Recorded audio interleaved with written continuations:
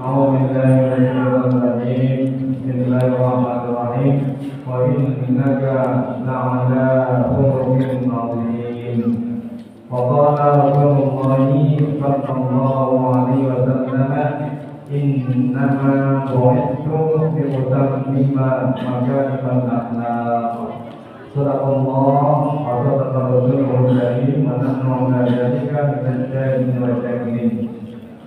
Bapak-bapak, ibu, adik-adik, adik-adik sekalian yang semuanya insya Allah dirahmati Allah Subhanahu wa Ta'ala. Amin ya rabbal alamin. Juga ibu di belakang, semoga semuanya yang hadir senantiasa disediakan Allah, diberikan keberkahan hidupnya dan juga dipanjangkan usianya untuk kebaikan. Amin ya rabbal alamin. Bapak ibu yang saya hormati, malam hari ini tadi sudah disampaikan oleh moderator, sebenarnya seyogianya adalah Dr. Haji Najat ya, karena ada halangan di luar kota, maka saya diminta bukan meminta, diminta untuk menggantikan ya padahal. Baik, karena ini mengganti dan tidak akan terjadi berkelanjutan ya minggu depan seterusnya, maka temanya mungkin tidak sama dengan yang biasa disampaikan oleh beliau, oleh Pak Dr. Najib.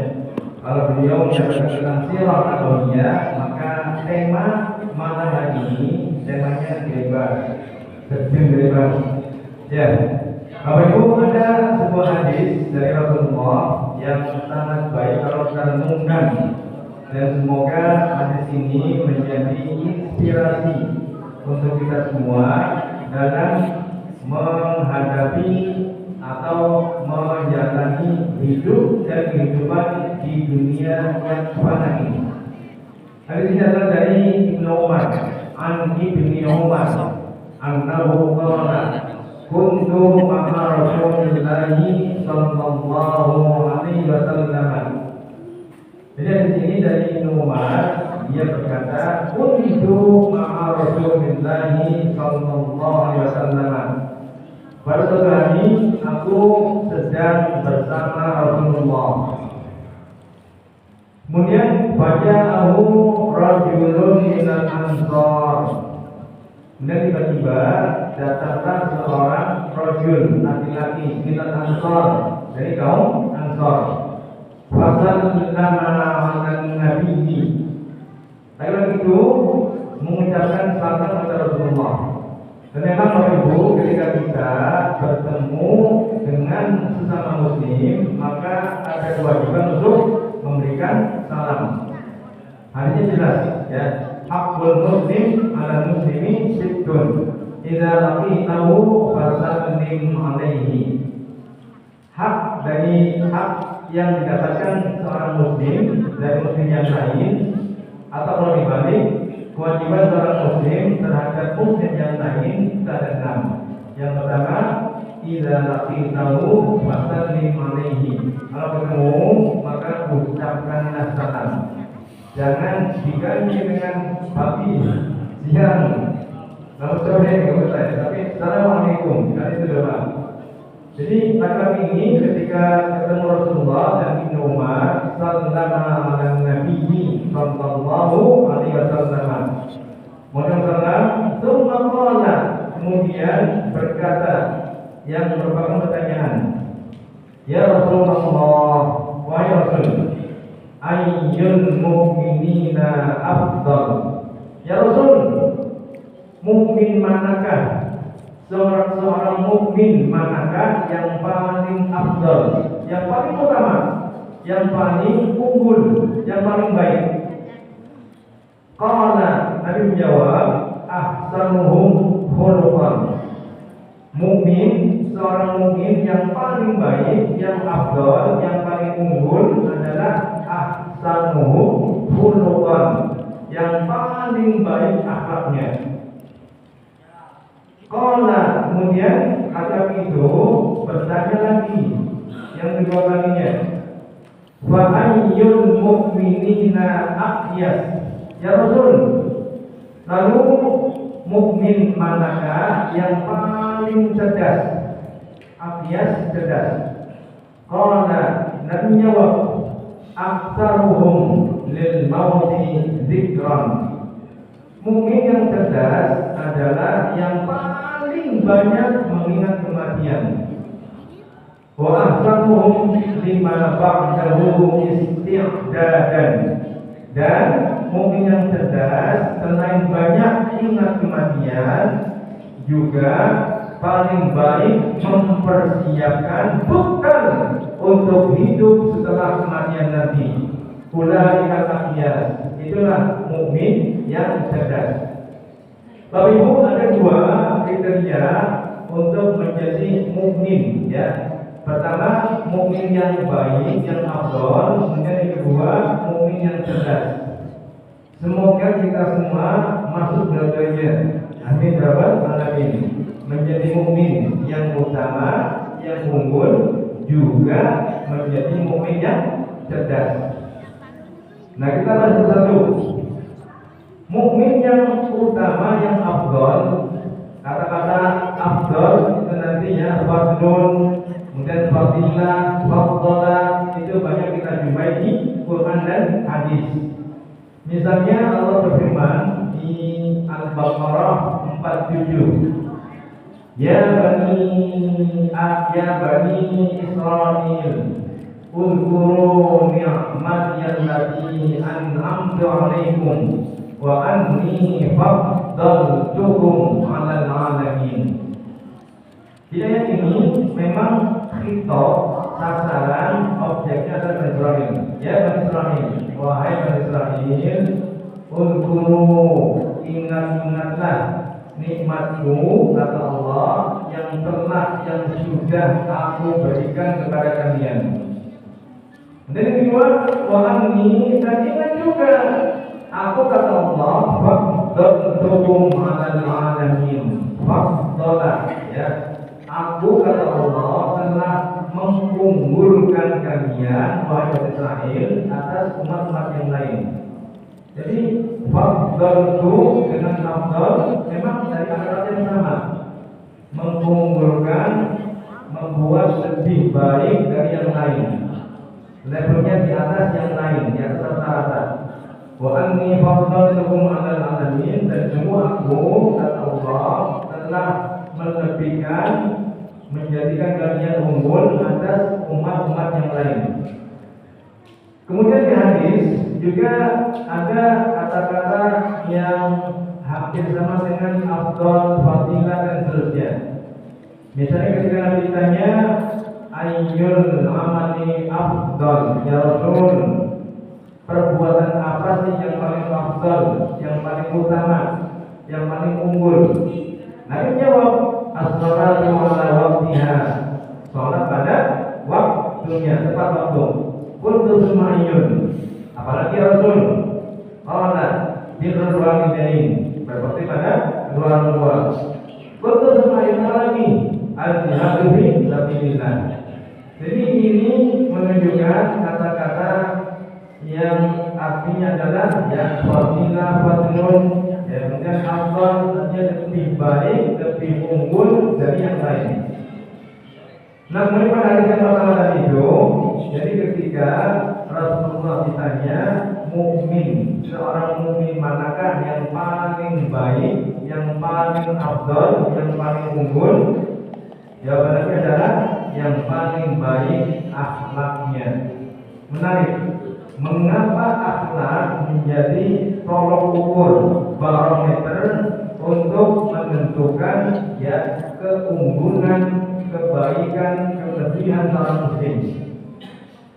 Pertama, Bapak Ibu, di ayat yang tadi saya bacakan itu ada di Al-Qalam, surat Al-Qalam ayat 4. Wa innaka la'ala khuluqin azim. Wa innaka, sungguh engkau ya Muhammad, la'ala khuluqin azim, berakhlak, berbudi pekerti sangat agung. Jadi satu hal yang Allah puji dari Rasulullah adalah ketinggian, kebaikan, keunggulan akhlak beliau.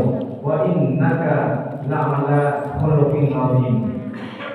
Yang kedua, Nabi juga bersabda memperkuat ayat yang tadi, innama bu'istu liutammima makarimal akhlak. Aku, kata Rasulullah, diutus oleh Allah liutammima makarimal akhlak, untuk menyempurnakan akhlak manusia. Wajar kalau kemudian ketika ada ayat yang dengan tegas ya menunjukkan siapakah Rasulullah, bagaimana akhlaknya, kemudian Allah akan menyanjungnya, kemudian Rasul menegaskan bahwa beliau diutus oleh Allah hanya untuk menyempurnakan akhlak manusia. Betapa pentingnya akhlak kita, akhlak manusia, sampai-sampai oleh Rasulullah dijadikan ukuran untuk menjadikan seseorang itu, seorang mukmin adalah mukmin yang terbaik, mukmin yang utama, mukmin yang afdal. Bicara tentang akhlak, Bapak Ibu, kalau bicara hari ini ya, ngeri-ngeri sedap ini, hari ini akhlak ini. Kalau dulu ya akhlak itu memang begitu disanjung, ya begitu diupayakan, dijaga oleh orang tua kita ya, oleh generasi berikutnya. Sekarang sudah mulai banyak pergeseran, banyak kasus yang mungkin kita sudah ikuti bersama. Anak mempolisikan orang tua. Ada kasus lagi anak juga di sini ya, kalau dia aman ya. Ada kasus lagi anak itu ya, ketika orang tuanya sudah lanjut usia lansia, maka bawa dengan bareng-bareng, nggak boleh ya, nggak mau orang tuanya itu apa-apa begitu tinggal bersama anaknya, ngerepotin, nyusahin, kasih atau dibawa ke panti jompo. Luar biasa. Padahal dulu orang tua begitu ikhlas mengurus anak-anaknya tanpa hitung-hitungan, tanpa ada harapan agar ya dibalas ada. Sekarang ketika anak sudah bagus, ekonominya mapan, ya, kemudian orang tua sudah lanjut usia, butuh ya bantuan, butuh kasih sayang. Katanya kalau ngurus orang tua nanti repot, yang sudah tua. Ada kasus lagi ya, sampai nomor lagi ya, anak yang membunuh orang tua membunuh anak ya. Bahkan yang belum lama itu, ketika seorang guru menegur siswa yang melanggar aturan, dilapori. Jadi begitu ya, jelas-jelas itu bersalah, jelas-jelas anak itu bersalah, murid itu bersalah, kita bersalah, dan guru yang menegur ya, orang lain nggak terima, dan dilaporkan panjang dan seterusnya. Lalu akhlak manakah yang harus kita ya prihatinkan? Sangat banyak di rumah tangga terjadi ya, kemudian di jalanan juga banyak yang terjadi kasus-kasus ketika orang sudah mulai arogan, orang sudah mulai sombong, orang sudah mulai merasa dirinya hebat dan seterusnya. Padahal akhlak dalam Islam itu amat sangat penting. Akhlak yang pertama tentu akhlak kita kepada Allah. Jadi seorang hamba Allah, seorang Abdullah yang pandai bersyukur, terus mensyukuri nikmat Allah. Seorang hamba Allah yang rajin taat beribadah, itu cerminan alamnya baik. Sebaliknya, kalau ada seorang mukmin, orang Islam dimanapun malas ibadah, berarti alamnya bagus. Dia mau bersyukur, semuanya hoya-hoya, senang-senang, berarti alamnya bagus, pasti ya. Karena ketika ada orang Islam yang malas beribadah berarti dia nggak tahu diri. Dia tidak berterima kasih, bersyukur pada Allah, mengabdikan diri pada Allah. Maka mari kita jaga agar akhlak kita, akhlak anak-anak kita kepada Allah tetap baik. Ibadah, taati perintah-perintahnya, perintah Rasulullah, ya. Kemudian larangannya kita jauhkan sejauh-jauhnya. Kita amalkan Allah.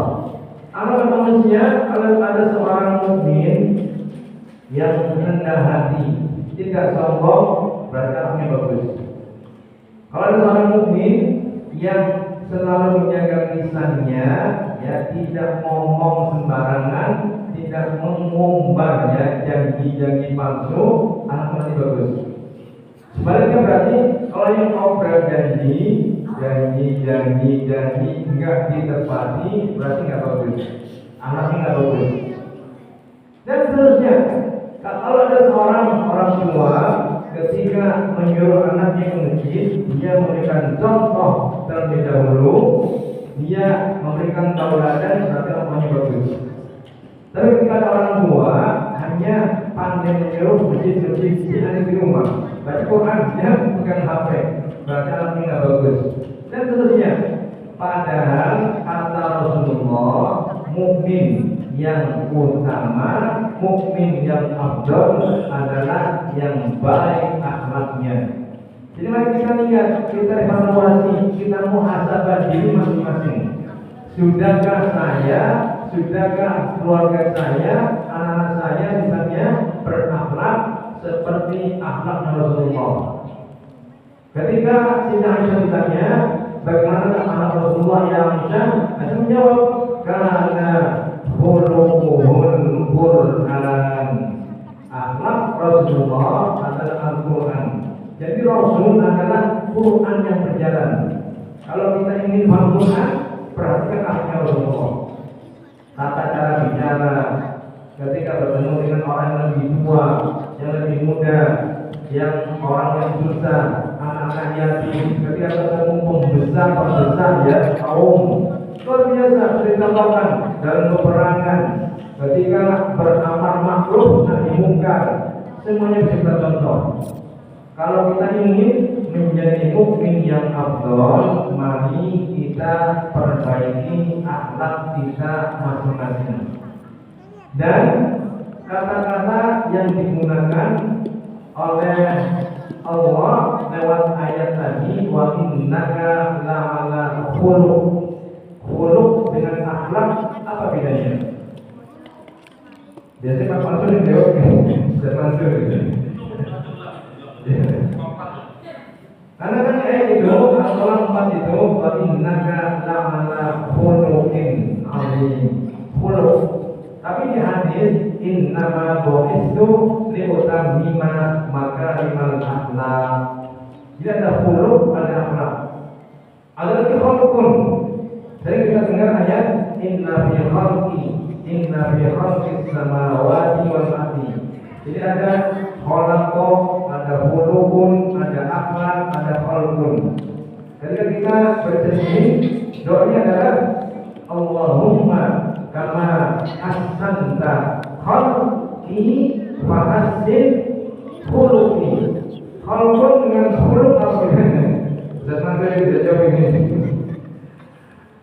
Jadi kalau khuluqun artinya ciptaan.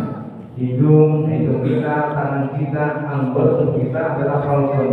Allahumma kama ahsanta khalqi, ya Allah, sebagaimana engkau telah memperbagus ciptaanmu pada dirimu, mata, telinga, tangan, luar biasa. Itu khalqullah, ciptaan Allah. Wa hasin khuluqi, maka perbaiki akhlak. Berarti khuluq akhlak itu artinya sama. Khuluq bentuknya tunggal, akhlak bentuknya jamak. Berarti khuluq atau akhlak adalah sifat, karakter, perangai seseorang yang memang terlahir secara tidak dipaksa, spontan dan menjadi habit dia, menjadi kebiasaan dia. Itu akhlak. Jadi nggak terpaksa. Ketika dia berbuat baik itu terpaksa itu akhlak. Ketika dia berkata jujur itu nggak terpaksa, nggak ada tekanan, tapi memang dari hati. Itu namanya akhlak. Ketika dia membantu orang, ya itu spontan, tidak ada keinginan untuk dia dipuji orang dan lain-lain. Itu akhlak. Seandainya kita punya akhlak yang baik dan ini terus kita pertahankan, maka kita akan menjadi mukmin yang afdal. Kemudian berikutnya adalah seorang dari Ansar bertanya lagi, fa ayyul mu'minina atyas ya Rasul, mukmin manakah, siapakah mukmin yang paling cerdas?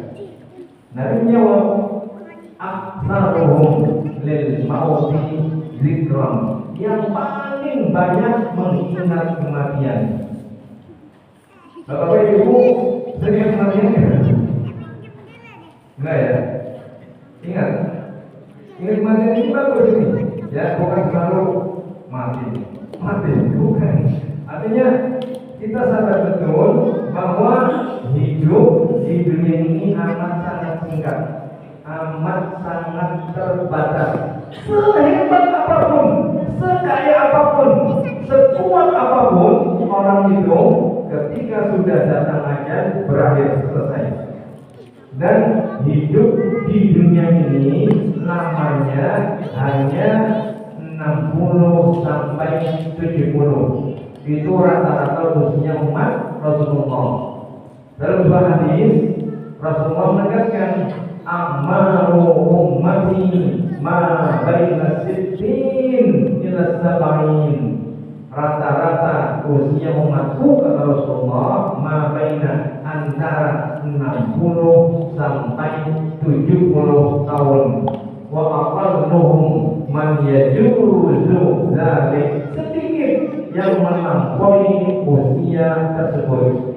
Rata-rata kebanyakan mayoritas umat Rasulullah umurnya 60-70.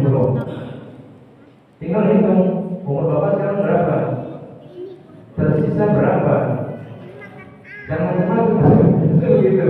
Jadi maksudnya adalah ketika kita ingat bahwa hidup sangat sebentar, amat sangat singkat dan berakhir dengan kematian, dan kita yakin yakinnya bahwa kullu nafsin dha'iqatul maut, setiap yang bernyawa pasti akan meninggal. Aina matakunu yudrikumul maut walaupun belum fi burujin musyayyadah. Dimanapun kalian tinggal, ya pasti akan berjumpa dengan maut. Walaupun saat itu kalian berada di gedung yang sangat kokoh. Ketika teman-teman selesai, amir, kekayaan, jabatan, prestasi apapun akan ditinggal. Nah, orang mukmin yang cerdas dia ingat,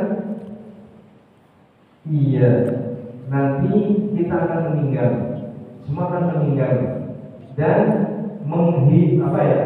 berarti meninggal itu berarti meninggalkan dunia dengan segala macam, ya, dengan segala macamnya, kekayaan, ya, kecantikan, ketampanan, kehebatan, prestasi, ya, apapun ditinggal, dan akan masuk ke alam ya kubur, akan ke alam akhirat. Dia menghitung 60-70 di dunia. Di akhirat itu hidupnya kekal, tidak berakhir, selamanya khalid, ya. Masa iya yang 60 tahun, 70 tahun itu mengalahkan hidup yang nanti panjang? Masa di dunia sangat ya moyo, sangat ya luar biasa untuk mencari, untuk berprestasi, untuk mendapatkan ini dan itu, sementara akhirat diabaikan, dianggap sepele, dianggap enteng ringan, tidak dipentingkan. Ini kita keliru. Makanya orang cerdas itu adalah orang yang ingat kematian, maksudnya dia akan sadar akan meninggal, dan ya Ketika meninggal selesai, maka dia akan menghadapi hidup yang sangat panjang dan sangat panjang. Itulah alam akhirat. Makanya di kelanjutan hadis itu, yang cerdas adalah yang banyak kematian, dan yang paling bagus, yang paling baik mempersiapkan bekal untuk hidup setelah kematian. Bekal kita apa? Yang kita siapkan untuk hidup setelah di akhirat. Kalau di dunia orang banyak mencari ini itu untuk bangun ini dan itu dan seterusnya, luar biasa. Tapi dia lupa dengan untuk ya di akhirat. Bekalnya tidak cukup, bekalnya sedikit. Padahal hidup di akhirat sangat luar biasa, sangat panjang dan abadi. Makanya yang cerdas adalah yang kematian dan paling baik mempersiapkan diri dengan bekal yang cukup. Nah, bekal yang paling bagus itu ada ya ayatnya, ayat berapa ya? Itu ada tentang haji ya, dan Allah menegaskan di akhir ayat itu wa tazawwadu fa inna khairaz zadit taqwa wattaquni ya ulil albab, dan berbekallah bekal terbaik untuk menghadap Allah nanti adalah takwa. Wattaquni ya ulil albab, dan bertakwalah kalian kepadaku wahai orang-orang yang berakal, yang cerdas. Makanya ayo kita kalau ingin menjadi mukmin yang cerdas, banyak ingat kematian, kemudian siapkan bekal yang terbaik untuk hidup di alam akhirat. Bekal terbaik adalah takwa. Pengertian takwa adalah imtithalu awamirillah, melaksanakan semua perintah Allah, wajtinabu nawahihi, dan meninggalkan semua larangan Allah. Jadi kalau sudah tahu ini perintah Allah, laksanakan sebisa mungkin. Ini larangan, hindari sebisa mungkin. Kalau kita sudah paham, ya, kemudian kita pilih ini perintah, ini larangan, ini larangan, dan yang perintah kita upayakan, kita maksimalkan, melarang kita buang, kita jauhkan, maka akan tumbuh ketakwaan pada diri kita. Dan takwa mustaqim, orang bertakwa ya, dengan bekal takwa itu adalah hidup yang bekal yang paling baik untuk hidup di alam akhirat. Makanya Bapak Ibu, salah satu doa yang semuanya hafal ya, kita semua hafal, anak juga hafal, yang dijadikan lagi adalah Rabbana atina fid dunya hasanah wa fil akhirati hasanah wa qina adzabannar. Rabbana, ya Tuhan kami, atina, berikanlah kepada kami fid dunya hasanah, kebaikan di dunia baik, ya, pendidikan anak kita baik, akhlak anak kita baik, ekonomi baik, kesehatan baik, ya, hasanah. Wa fil akhirati hasanah, dan diberikan kepada kami ya Allah kebaikan di akhirat. Ya, kemudian wa qina adzabannar, lindungi, jaga kami ya Allah dari siksa api neraka. Itulah harapan impian dari setiap muslim. Sukses, sama ada bahagia di dunia, sukses dan bahagia di akhirat, serta terhindar dari siksa api neraka. Semoga kita semua yang hadir ya pelan-pelan bisa mengarah ke situ. Kita perbaiki akhlak kita, apakah akhlak pada Allah maupun akhlak kepada sesama manusia. Apakah ketika berinteraksi di rumah, di tempat ibadah, di tempat kerja, di jalan, maka tunjukkan kita punya akhlak yang baik. Ya, dan itu memang berdasarkan lahir yang akan muncul secara spontan lewat kebiasaan-kebiasaan kita. Tak ada paksaan, tak ada tekanan. Itu akhlak. Kalau sudah, maka kita juga upayakan agar kita semua menjadi mukmin yang cerdas. Dengan selalu ingat, iya, pasti kita akan meninggal. Pasti maut akan menjemput kita, dan itu rahasia Allah. Kapan terjadi, di mana, dalam kondisi seperti apa, hanya Allah yang tahu. Tapi hanya pasti maut pasti akan datang. Ketika mau datang, maka berpisahlah kita dengan dunia yang tadi sekali, rumah ditinggal, keluarga ditinggal, jabatan, karir, kekayaan, semua kita tinggal. Dan kita akan menghadap Allah. Kalau hukum yang tegas, maka dia sudah menyiapkan bekal yang cukup, bekal yang banyak untuk hidup di alam akhirat nanti. Jangan kira pokoknya apa ya sedikit, sebenarnya jangan, pokoknya banyak untuk hidup di alam akhirat yang memang ya panjang dan abadi. Apalagi kita semua tahu bahwa ketika kita capek-capek di dunia, ketika kita ya maksimal untuk beribadah beramal soleh di dunia, nanti kita akan memetik, memanen di akhirat. Ya, jadi jangan khawatir, pasti Allah akan membalas semua amal ibadah yang dilakukan saat ini di dunia. Berarti ini sebagai pengantar ya penghabisannya, nantikan Ustaz Najib. Nanti kalau ada yang mau didialogkan, biasanya kan silakan. Ini masih ada waktu, jadi 20 menit yang ke depan untuk tanggapan ya dari hadirin, dari Bapak Ibu, dan nanti hidup ya tidak salah tapi dari dua arah. Silakan. Baik, terima kasih. Dipersilakan para bapak yang mungkin saya ditanyakan yang aku bilang di masalah akhlak ini. Monggo dipersilakan. Dia mau tanya. Ada Pak? Banyak Pak sebenarnya pertanyaan yang berani Pak. Monggo. Karena kan ya ada. Ya saya menunggu ya, langsung maju jadi mana bertanyakan ini. Jadi begini, sebenarnya ya ini kan seperti kita apa namanya ya ngobrol, kita apa namanya diskusi, kita biasa aja. Karena kalau orang sering bertanya itu, dan nanti ingin tahu ya, jadi kan ada semacam kata bijak ya, as-su'al miftahul ilmi. Bertanya itu kunci ilmu pengetahuan. Jadi yang mau bertanya itu, yang mau bertanya berarti ingin tahu. Ya kalau kamu belum tahu, kalau sudah tahu ya sudah maksa sendiri. Kalau belum tahu, ingin tahu bertanya. Fas'alu ahla dzikri in kuntum la ta'lamun.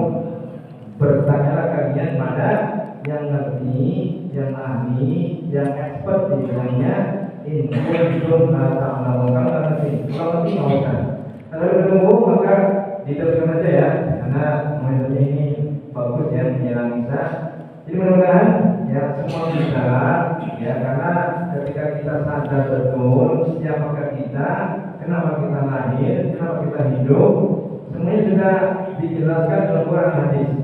Allah dengan tegas menyatakan bahwa khalaqul jinna wal insa illa liya'budun wa ma khalaqtu ya, dan aku tidak menciptakan jin, seluruh jin dan manusia, seluruh manusia illa liya'budun, kecuali untuk menyembah, mengabdikan diri kepadaku, kata Allah.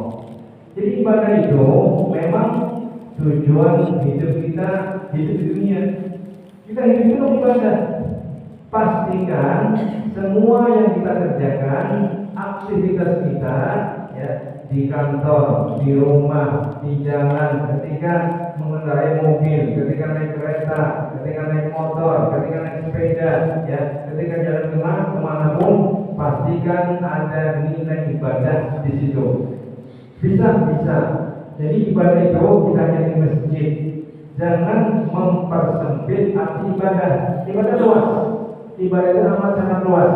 Semua yang kita lakukan alamnya untuk mencari ridha Allah, bukan mencari pamor, bukan mencari ya sanjungan dari orang, dapat sanjungan dari orang, bukan tapi tidak apa ibadah. Kalau ada seorang ya bapak keluar dari rumah, kemudian pergi ke pasar, sepanjang jalan dari rumah ke pasar, kalau niatnya mencari rezeki yang halal, itu ibadah.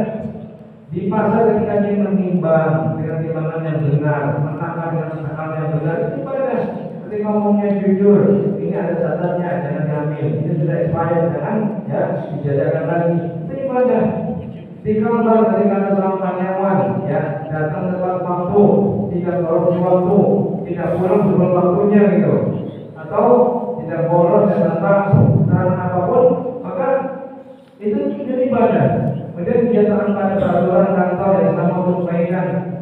tidak mengurangi data, tidak menghapus ya data terpenting misalnya mengganti dan seterusnya. Itu ibadah dimanapun. Kalau kita lakukan hanya mencari ridha Allah semata, itu benar ibadah. Itu sangat luas.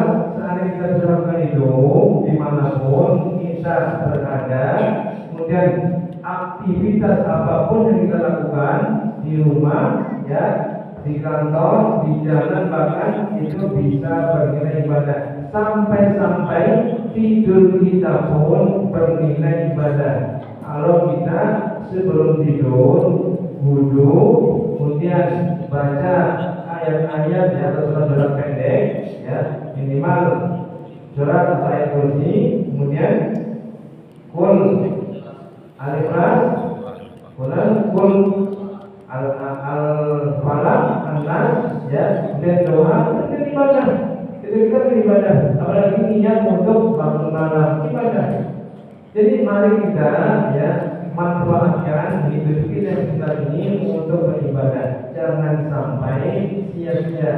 Ada ketika orang, ya, keluar dari rumah, kalau punya niat apapun, ya, kemudian ya nggak jelas mau kemana-mana, nggak jelas. Tapi kan sudah beribadah. Ketika tidur mau tidur misalnya tuh, yang dia pun HP, atau tiduran, nggak beribadah, rugi. Kalau ini berlanjut terus, maka waktu semakin habis dan ibadah kita juga tidak nambah, pahalanya tidak nambah. Makanya kalau beribadah yang tadi itu, kalau ingin jadi mukmin yang baik, yang afdal, yang utama, perbaiki akhlak kita. Mari kita perbaiki akhlak kita, karena akhlak itu mencerminkan siapakah diri kita. Ya. Dan terlihat jelas ketika kita lihat orang itu, ya, itu katanya, dari perilakunya, dari interaksi dia dengan sesama manusia, ya, ketika dia misalnya menawarkan dagangan, ketika dia membeli dagangan, ketika dia menawarkan jasa, itu ada, ya, etika dan akhlak yang baik. Nah, semoga ini bisa kita pahami dan mudah-mudahan akhlak yang sudah Rasulullah contohkan bisa kita tiru, bisa kita, ya, ikuti. Karena Rasulullah adalah, ya, orang atau manusia terbaik yang harus kita contoh. Yang orang lain tidak perlu mencontoh orang lain, bukan berarti nggak bukan, tapi mari kita teladan Rasulullah, baru yang kedua ketika siapa boleh, tapi yang pertama Rasulullah. Karena Rasulullah sudah Allah jelaskan bahwa innaka la'ala khuluqin azim. Sungguh engkau yang Muhammad punya anak yang demikian agung, yang demikian bagus. Masa kita ragu-ragu, ya, sudah dibuktikan dan itu diakui oleh orang-orang di luar Islam. Dari sejak kecil sampai remaja sampai diutus menjadi seorang nabi dan rasul, akhlaknya luar biasa, ya, tidak berubah, ya, sampai ketika meninggal itu ya wafat, maka orang baru menyadari sebenarnya betapa indahnya Rasulullah. Kalau ini sudah, maka mari kita melakukan yang kedua atau menjadi mukmin yang tegas. Mari kita terus ingat kematian. Jadi kalau bapak-bapak sering nengok orang yang sakit, yaitu tanda-tanda dia ingat, sering, ya, ziarah kubur, ya. Jadi ketika hati sedang keras, ketika banyaknya masalah nggak selesai, gagal dan seterusnya, maka ada baiknya, ya, bapak ibu, ya, tengok orang yang sakit. Nanti bayangkan dia sakit, makanya susah, jalan nggak bisa, harus dibantu. Kita sehat, ya, jalan bisa sendiri, makan, ya, apa pun bisa, masa kita nggak bersyukur, ya. Ketika kita ke ziarah kubur, orang sudah ada Allah, kita mesti diberi kesempatan untuk hidup, manfaatkan dan seterusnya. Nah, yang baik seperti itu, maka dia bayangkan kematian, ya.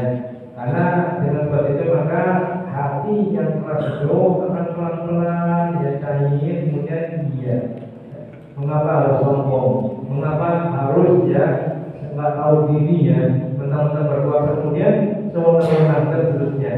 Nah, tapi kalau kita ingat kematian, maka akan berkurang, ya, akan direm dan seterusnya. Dengan ketika kita menjadi orang-orang yang baik. Nah, terus yang terakhir tadi, maka mari kita persiapkan bekal yang cukup untuk hidup setelah kematian nanti. Bekal yang paling penting adalah takwa.